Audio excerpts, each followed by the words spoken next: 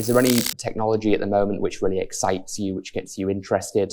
And obviously AI is the topic of the day at the moment. It could be that, it could be something else. What do you think is going to have the biggest impact on the future in the next couple of years?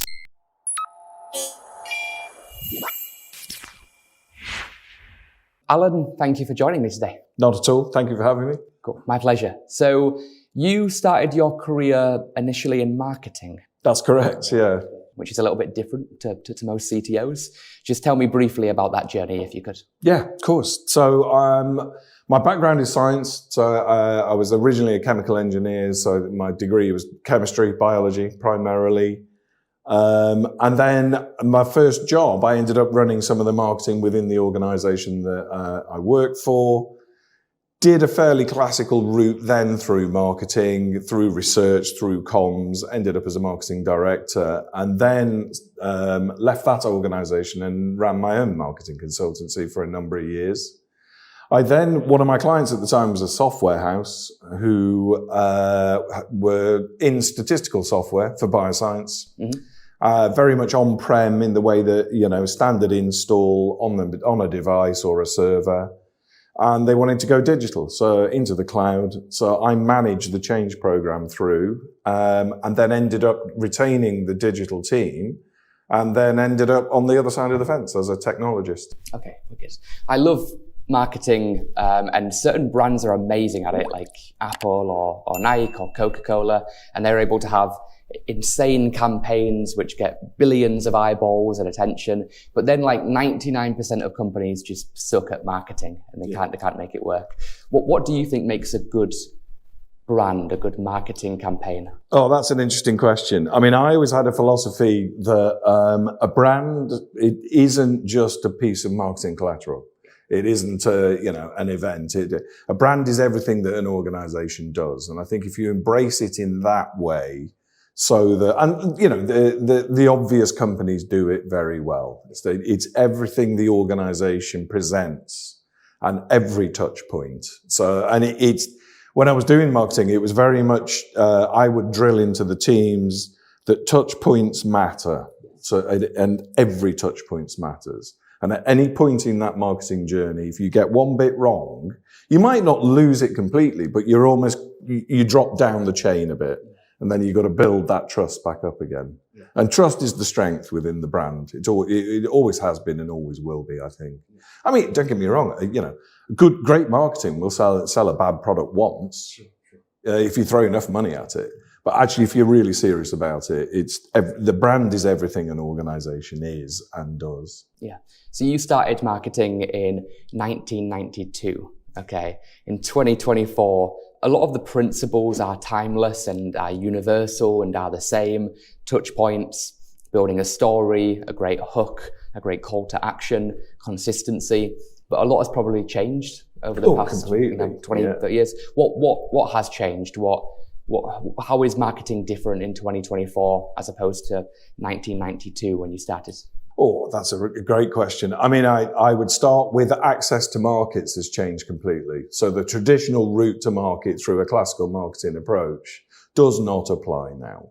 So, and when you're looking at product fit into a market, it's cheaper to get entry. Social changed all that. The internet changed all that.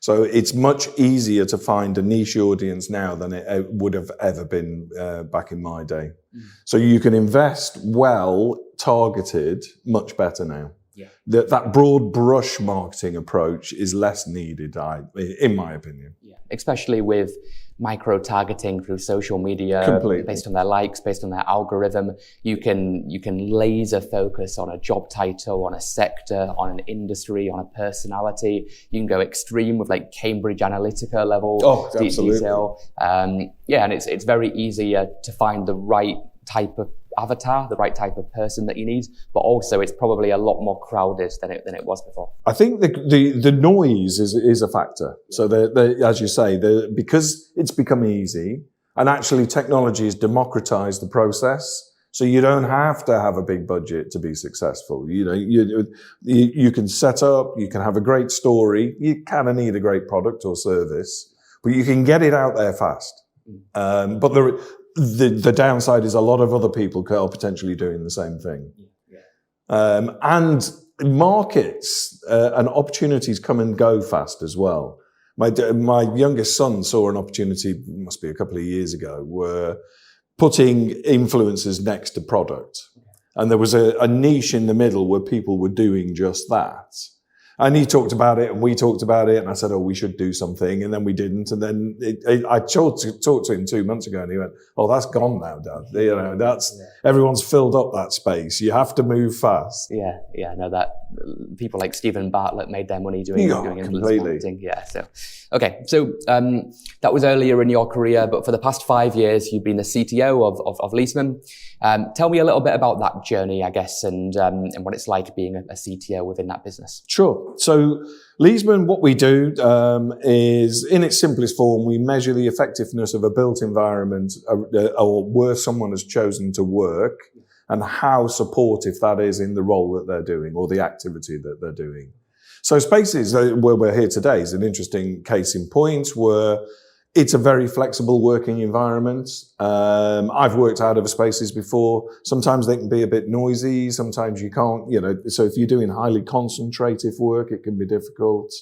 So we help organizations understand how well the places that people have chosen to do work are supporting them. And we do it through a standardized benchmark survey that underpins it. We've got the largest data set in the world on workplace experience. And ultimately, it was all based around office pre-COVID, and then we had to pivot. Yeah. So we pivoted into home and started to understand how home was supporting people when everyone was sent home. Now it's hybrid. Everyone talks about flex and hybrid. So that's the world. A lot of big corporates rely on us, trust us. A lot of global corporates, because they've got property footprints now that are expensive. And people are working from home and are saying, we proved in COVID we can do it from home. So it's not enough now to mandate people back into an office. You can do that. I mean, a couple of notable organizations are. Zoom, hilariously, are mandating people coming back. I saw that, yeah. Facebook, Meta, the company that wants us all to live in the Metaverse, is mandating physical presence. Yeah. So, I'm being flippant. There are reasons why they are doing that. Yeah. But one of them certainly is they've got expensive global footprints on property. And they want to know what to do with them. Yes. And we're helping them do that and understand the profile of the workforce, what their expectations are, and then how to redesign space to get it to be the most effective. Okay. And touching back on our marketing experience, one of the things that we've realized, or my marketing experience, we have taken, as employees, we've taken our consumer expectations into the office now. So if we like high value brands and the experience of high value brands, our expectation is that our office environment will be similar. Sure. So the bar has been raised quite high. And again, organizations who, let's face it, recruitment and retention of talent is a key C-suite driver. And if the environment that someone is working in is a key driver for that person or that individual, you'd be daft not to look at that environment. Of course. To recruit and retain, basically. It's like nature versus nurture. Like they're both true, and you need both of them. Absolutely. You can have a superstar, but if you don't give them the right environment, they'll leave and they'll go somewhere else. Exactly. Yeah, I know that firsthand from running a recruiting business, obviously. Absolutely. Yeah. So you've gone through a few career pivots that you mentioned there, from starting out studying science to working marketing to now being a CTO. What advice, Alan, would you give to people that have been working in a particular field for a while and they want to make a career transition into something else? Most people, they go to uni, they stumble and fall into their first kind of job, and then that's their career for the rest of their lives, basically. And people don't realize what they do at A-levels or uni will oftentimes be what they're doing when they're, in the later stages of their career. But you've kind of broken that mold a bit and done something that most people don't do, and you've worn many hats and shifted to different sectors and industries and fields. So what tips would you give to somebody that wants to do similar to what you did and try out different verticals? It's a great question. I would argue that I followed the path that you described early, which was I studied sciences at uni because I was good at it. Yeah. So I thought I'll get a good degree, which will then set me up. I then took a crack at using that degree within the sphere that, I'd got the degree in, and kind of realized I'd made a bit of a mistake. So I think having an awareness and the confidence to realize you might have made a mistake early, and that's really hard when you're starting out in your career. I think one of the benefits, well, you're much closer to this than me, but one of the benefits of now is it seems okay to change careers more now than it was back in my day. I think so. I think there was an expectation, hang on a minute, you've done 3 jobs in 3 years, what's wrong with you? I think that's changed now, for the better, I would argue. So there's something about actually just recognizing you've landed somewhere that isn't right. And actually, when you critically analyze it, and you literally do the pros and cons, if it's not going to get any better, it's probably never going to get any better. So it's then saying, what is it that I'm looking for? And you might not know what the next thing is, or you might just naturally fall into it. I'm a bit flippant about how I've landed where I've landed. There was a logic to it. I saw the growth of technology and cloud earlier than others. Yeah. So I thought, actually, I'll probably put myself into that space. So there's something about actually, if you're genuinely interested in something, trying to put yourself into that space is a good start. One of the big problems is, certainly back in my day, you could never get a marketing job unless you had marketing experience. It's that classic cycle. Chicken and the egg. Yeah. So I think persistence, resilience, being confident in your own skills. You don't oversell. You'll get found out. Yeah. When I recruit developers, they're always shocked that I never do a coding test. Sure. And they will literally say, so the next step is the coding test. I'm like, no, I wouldn't do that. And the question is always why. And I'll say, we're a really small, tight team. It'll become very apparent if you can't do what you say you can do. Yes. There's no fat in this team. Yeah. So, when I've been recruiting, we've lost a couple of people who've obviously decided that isn't the environment for them. Sure. So actually, that's a good investment in terms of being honest. And that you're in recruitment. The whole recruiting in talent, for me, is all about fit. It's a two-way street. Yeah. And I know when you're starting out, it's hard to get going, and you want to get a great job and you want a great salary. So you tend to jump at things.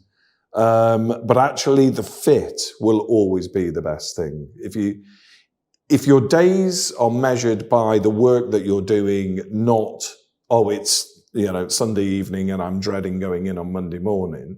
I haven't had that feeling for a long time. Yeah. And I'm very lucky in that sense. Me neither, thankfully. Touch wood. And it's a beautiful place to be, So I would argue, look for that more than my brother's a barrister, and he was very lucky. He landed on law very early and knew that's where he wanted to go. And I've always been jealous of that. It's that laser focus. Sure. This is what I'm doing, and I'm doing it.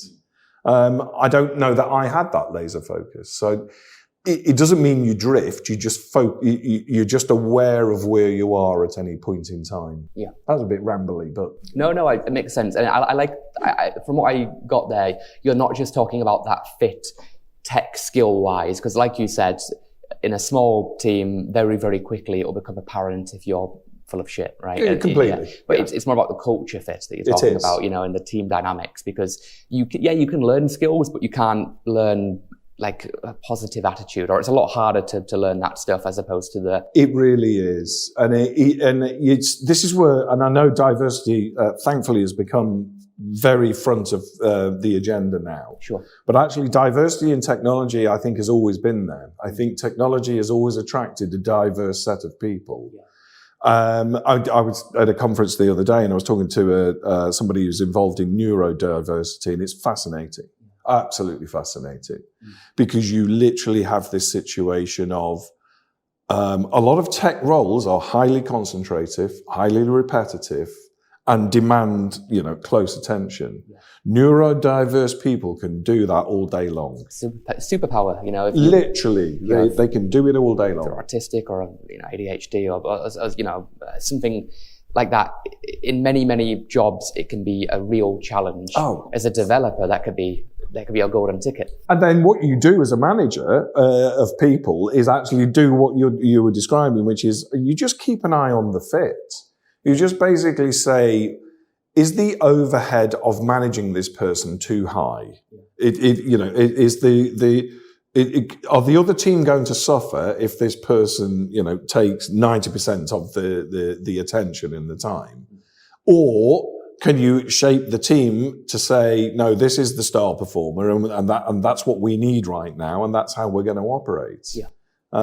So team dynamic is everything, it always has been. Well, let's talk about that a little bit. What makes a good CTO? I would argue, it's a good question. For a CTO like me, you've got to be close to the business. You've got to understand the business aim. Yeah. So I live at that, I function very well at that nexus of business need, business priority, objectives, and then the technology priorities as well. So whilst not coding, I do have a bit of a talent of spotting technology and exploiting it well. So what I do is look at a piece of technology and say, yeah, that's going to fit to this need that we have over here. And then very quickly throw it out to the team and say, what are the implications of this? What are the implications of using, if I brought this piece of technology along? And one of the things we're talking about at the moment is very much, can we write less code, not more? Sure, yeah. So we want to be assemblers of tools now, tools that are best for purpose. And that mindset is very different from a standard developer role of, here's a feature, write the test, crunch out the code, push it, does it work? Yes. Go to Jira, pull down the next ticket. That idea that actually you become assemblers of tools to solve problems is a different way of doing it. So I think there's something about knowing what the business is, alignment. I'm very big on getting engineering as close to product as possible. I know some organizations like very clear lines between those two silos. I think the closer you get engineering to product, the better. Because you can have a technologist in the room, and let's say you went to an architect and said, what I want is a ceiling with no walls. The architect might go away and say, that's an intellectual challenge. I'll have a go at that. And then they'll come back and go, bad news, you need at least 2 walls. Now, that's a very flippant example, but if you have a technologist in the room that says, okay, I hear what you're trying to achieve, and thanks for trying to solution it for me. But actually, if you went this way, you'd get where you wanted to go, but the friction would be less. Sure. So I think the closer you can get engineering into the room at the right time, because devs hate sitting there twiddling their thumbs. Yep. So you get them in at the right point and say, this is the problem we're trying to solve, articulate it well, and let the people that have the knowledge answer that problem and not be in the way. I can be quite dangerous sometimes because I get very excited about ideas and I go in a room and wave my arms around and go, this is amazing, we can do this, this and this. And people will go, Alan, stop designing on the fly, articulate the problem. It's not your job to provide the solution, just articulate the problem. Yeah, I can be the same as you, man. And it's really hard not to do it because you see it and then, So again, coming back to that CTO thing, I think there's a little bit of bravery in CTOs, and people often underestimate it, where you're making decisions architectural decisions that have to stand up in 3 or 4 years' time, when the business may well have pivoted 4 or 5 times in that period. So you're trying to see ahead and go, okay, I think this is the direction of travel, if I've understood it well. I believe this technology is robust enough and it'll be around in 4 or 5 years' time, because you need a community of users to keep any piece of code alive. And then we're going to stick our flag down and say, that is it. That is what we're going to build everything around. Sure. So we made a shift from Ruby into React and Node and serverless, mainly because we knew it was right, and we knew that the scale from that architecture was going to stand us in good stead going forward. And we'll find out in the next 2 or 3 years whether that was the right call or not. But it feels right at the moment. So you've got React on the front end, Node, microservices architecture sort of thing on the back end. Completely. Anything else that's kind of we're keeping Jeff flying to the moon, let's put it that way. I mean, it seems like if there's another AWS service, we're buying it. Yeah, expensive, right? Yeah, I mean, there's something, I don't know whether it's deliberate or not with AWS, but they're quite good at not producing doc. They're quite good at pushing a service out and going, here it is, you go and have a play with it. So we've just gone through a journey using various tools like Firehose and Glue and Athena and assembling them in a way that we need them. And actually one of the developers, Josh, who's utterly brilliant, is working on it at the moment. And I said to him, you should write the doc and sell it on Amazon, because what you've done, it just isn't out there. So yeah, we are keeping Jeff, very wealthy, but actually that comes back to my point of they're the right tools for the job. So we're putting the pipe around all of these tools that just exist to solve a problem, primarily. Sure. A lot of things you said there are quite cutting edge, and looking into the future. What about from a wider tech perspective, Alan? Is there any technology at the moment which really excites you, which gets you interested? And obviously AI is the topic of the day at the moment. It could be that, it could be something else. What do you think is going to have the biggest impact on the future in the next couple of years? It's a good question. I mean, I constantly follow the whole Web3 thing. And actually the journey of Web3, I think, is going slower than anybody anticipated. I get it. I get it from a philosophical standpoint. It's a major shift. So you're then looking at, blockchain and token and can that make the experience richer, more secure? Is that the way forward? I'd love to know more about DECODED, but I don't. I just think that whole element where you're taking away control of a financial construct from a small number of countries, basically, and that there's a whole geopolitical, discussion that we could have around that. But it does mean that the likes of China can build up their own financial machinery and break that link with the dollar and the Fed and everything that we're seeing happening. So DECODED's fascinating to me. I wish I knew more about it. Bringing it a bit closer to the tech, as you say, LLMs. I think the driver for me at the moment with LLMs is very much around ethical use, and actually the opportunities for bad actors to use are as big as the opportunities to help the humanity. I suppose where I come from is, and we had this discussion yesterday. We're very early in our AI modeling.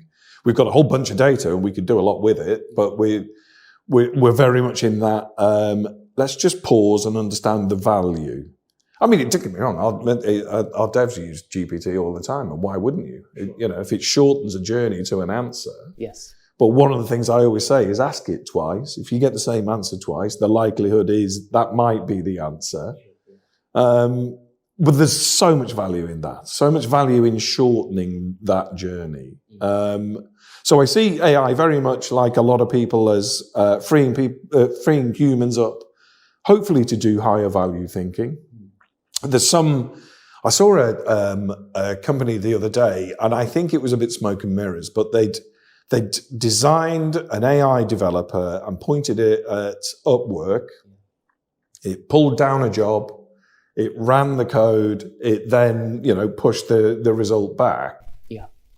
This was... I'm trying to remember the name of the company. It begins with a D, I think. Is it Devian? Devin? Or that's Devin, that's something it. like that, yeah. Now, whether that end-to-end journey was actually true or there was a bit of MVP in there, Sure. the underlying message is that is coming. And it is Upwork, so I mean, how sometimes the tasks on Upwork, how hard are they really? Exactly. But where will that be in a year? Where will that be in 5 years? I think the challenge you've got is the big corporates won't trust it. Yeah. Because it will involve. They'll trust it if it's inside their network. The idea that somebody externally, an AI developer, they have to open up ports to that AI developer externally to come in and execute code, potentially download a whole bunch of stuff that it needs. Big corporate's going to struggle with that because of DigiSec compliance. I think that's going to be a blocker. Sure. You mentioned around Web3, VR, AR, you mentioned the Metaverse. With your type of business, Leesman, do you believe the Metaverse will ever replace a physical office? Because that's kind of what you study, the satisfaction of physical spaces and people's ability to work effectively within them. How would that change if we're suddenly all living in, Mark Zuckerberg world?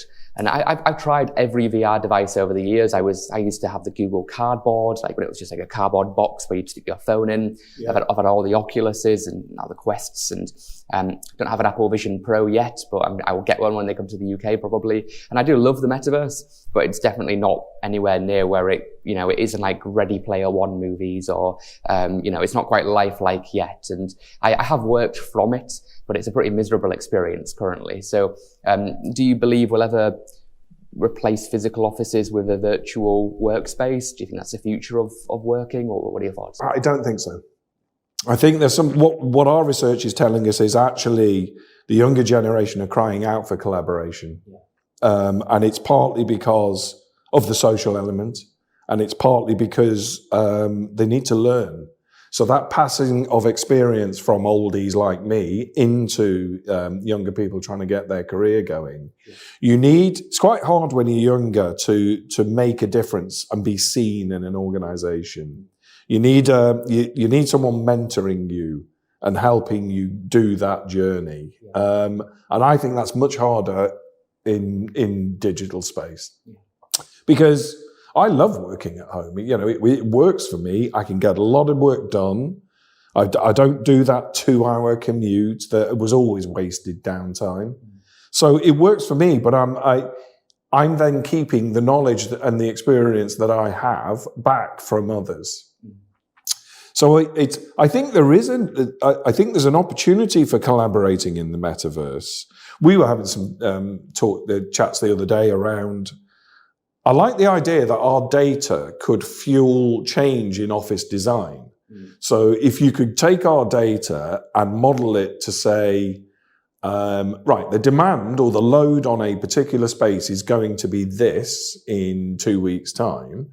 So if you modeled your office and changed it like this, then you'll cope with that demand. But actually, the following 2 weeks after that, the persona of the workforce coming in needs highly concentrative. So you're going to have to put some sound baffling up or whatever it is. So the idea that our data can fuel that change is interesting. And then you could actually get to the point where you could say to an organization, here's a bunch of people where you could say to them, stay at home, work in digital, because the type of work that you want to do, it's not going to be most effective if you come in. So then actually you are doing that thing of saying to somebody, next Wednesday, you've said you need to do this type of work. This is a good place to come. Yeah. And then the frictionless journey then kicks in where you can just have your badge on your phone, you're into the building, it guides you to where you are. So that bit would work well. So for me, it is that flex bit. It's that I think there is a need to work digitally and collaboratively.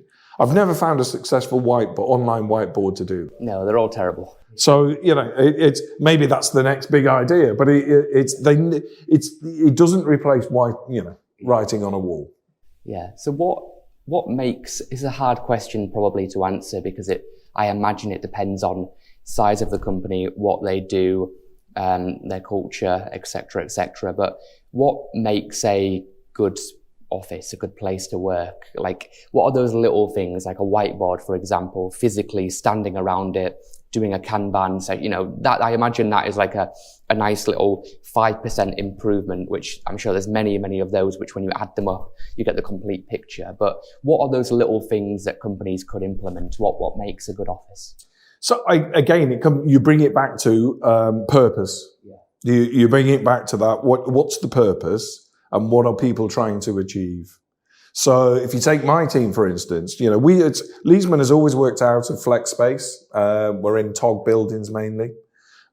Similar thing to Spaces, really. And we've always designed it around the commercial side of the business. So my guys will say, I don't mind coming into the office, but I'm not going to get any work done, because, we tended to have one large table which works for collaboration. But when you've got a developer trying to crunch out some code, they're going to come into the office and the first thing they're going to do is put their noise-cancelling headphones on. So from a perception point of view, and I've had this played back, is that your people aren't very sociable. And the answer is, well, no, they are, but they do a different job to you. You're a salesperson. You're very out there. That's the nature of who you are. A developer, they're not necessarily introverts. That doesn't, run through every developer. But what they do have to do is highly concentrative work. So you shape the space to suit that. I don't know if you saw that a few years ago, Neuberg did that famous video about scaling agile. So really, it's a bit old now, but one of the takeouts from it was they landed on designing space, read your question, around the purpose. So they basically broke their offices up into, he was going down squad, so and that route on agile. So they designed pods based around the squads, and most of the walls were whiteboards. You had, everything was at hand for those people to function well. And I think companies that do that will get it right. They'll understand the, as I keep saying, the profile of the workforce, and they'll know how best to satisfy that. Okay, cool. I agree with you. I think it massively depends on the function of what you do. Like if you're a developer, being in an office 5 days a week, it doesn't really make too much sense. If all you're doing is putting nice headphones on and coding away most of the time. Whereas in my world, where we're doing podcasts and events and we're on the phone, I mean, I don't know if you remember webinars over COVID. Absolutely. But they weren't as good as doing it in person, right? No, they're just not. No. In person, purposeful presence. We have this phrase called purposeful presence. Yeah. And that in-person interaction, I don't think will ever be replaced over Zoom. And Zoom actually is quite tiring. You shouldn't be doing, 6-hour meetings, but you could do a 6-hour meeting in person with breaks and still feel reasonably productive. I deny that anybody could do a 6-hour Zoom and feel productive. 20-minute Zoom and I've got fatigue already. Yeah, absolutely. I mean, not least of which, you're not used to seeing your own face for that. We never had that. It's a bit weird. Yeah, that's a good point. The psychological aspect of it. I noticed, I think there's a feature in Zoom now where you can turn yourself off. Okay. Because it is slightly weird looking at yourself for a long period of time. Yeah, especially when on certain chats, I think Google Meet does this annoyingly. It puts the guest's face in the small box in the corner, and then you're the hero. From an engagement perspective, I get it. We're living in the TikTok world. Everybody kind of wants, the most important sound to a person is their own name, and people like to see themselves.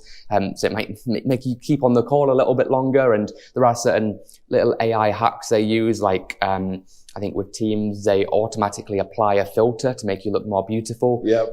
Which you don't need, Alan, but for mere mortals like me, these tiny little 1% changes to keep you really engaged. Whereas in person, we don't have that, do we? No. So, sometimes you get up and you're not feeling great, but you still, you get on and you do.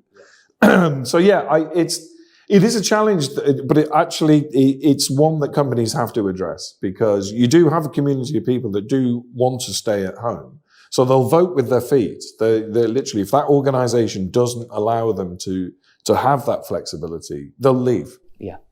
And invariably what happens, and you will know this from your experience, it's the good people first. Yes. You never lose the bad people.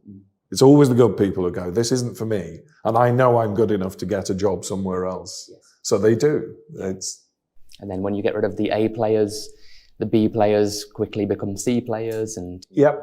And you don't get that momentum shift as well. You know, we've recruited a couple of people recently, and it's great because it brings that dynamic into the team. We're a really diverse team, actually, in terms of also culture, gender. Leesman itself, I think we did a calculation the other day, and we've got something like 19 languages in the business. Oh wow! Okay. Which is incredible. I barely speak English. And I have one language. We have multi-linguists in the business, but we've got a lot of language in the business, culturally very diverse. Yeah. And that's important. Yeah. One of the guys in my team, when I was recruiting him, had on his CV that he was interested in racial bias in data. So am I, because I won't see it if it rises up and hits me in the face. Yeah. But I'll have somebody on my team that would. Yeah. So there's a voice in the team that says, we just need to tread a bit carefully here because we're in danger of doing this, this, and this. And then you've got the Google Gemini situation. Absolutely. Yeah. So you just, that diversity isn't just so we can tick the box on diversity. It has very real business value. Absolutely. As we've seen in the past couple of weeks, right? Yeah, completely. Cool. Well, look, that was super. We got a good masterclass from you there, from everything marketing to being a CTO to your predictions for the future and the future of the workspace, really. Where can people go if they want to learn more about Leesman, and are they able to contact you on LinkedIn? How do people get back into it? Yeah, through my profile on LinkedIn, through the corporate website, leesmanindex.com. We're in this period of transition at the moment that I was explaining, where we're now part of HQO, which is a bigger American tech business. But we're still very much talking about brand. Tim, the founder, very big on brand, understands brand, and drives it through the business. So type in Leesman on your favorite search engine and we'll pop up. Be delighted to have a chat if anybody wants to reach out and wants to understand a bit more about the how of how we do it. Awesome. Cool. Thank you so much, Alan. No problem. Hey, thanks for watching this podcast. Make sure that you like, subscribe, follow, comment, etc., and I'll see you in the next episode.